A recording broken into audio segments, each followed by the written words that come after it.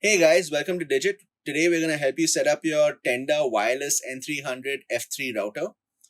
There's a few things you should know when you're setting it up, and we'll take you through step-by-step process of setting up your new router. Before you set up your router, it might be a good thing to do this at the beginning.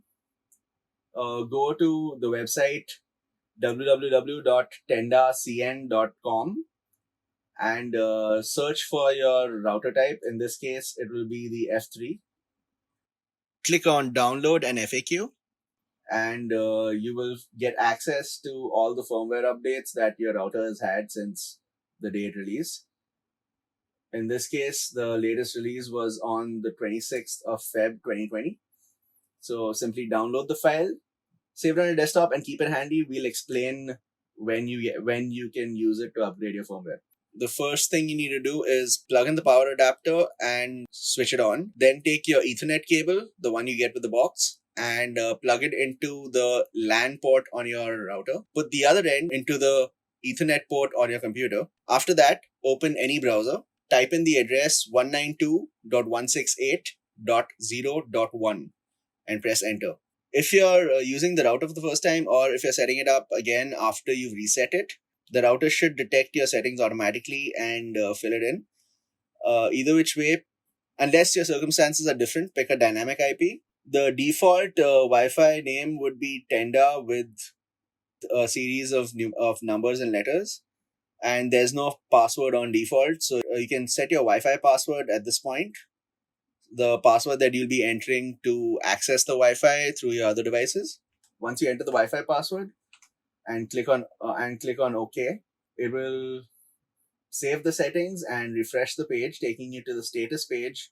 Once you enter the wireless settings page, there are several things you can set. One is the schedule for your Wi-Fi in case you wanted to switch on and switch off on a regular schedule. You can enable your WPS, which is essentially the quick connect for your router. Copy your WPS pin code and keep it aside because you will need it. You can choose your network options, your wireless channel settings, and your channel width.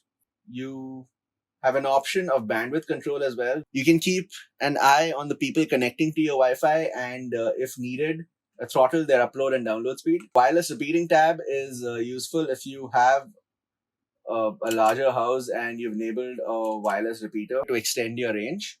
The parental controls tab is good for you people out there with kids. Simply switch the manage toggle on the devices of your children under attached devices.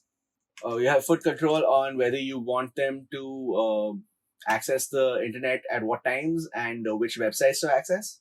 The last administration tab in your router settings has a login password section, which is essentially for you to protect your router by setting a password on these settings. Remember to do this when you set up your router so that other people cannot get access to these settings other than the people you want. Under the device management section, you can also choose to reboot your router, reset it to factory defaults, backup a configuration file, restore a configuration file, export the system log, and upgrade your firmware if needed. Which brings me to upgrading your firmware. So remember the file we asked you to download and keep on your desktop. All you have to do at this point is click on Browse next to Firmware Upgrade. Navigate to the desktop where you save the firmware upgrade file. It will be called US_F3 followed by a bunch of code. Double click on that. It'll ask you if you want to upgrade the device. Say OK. Then let the loading bar finish its job. It'll essentially upgrade your router, and after that reboot the router so that it's set up with the new firmware.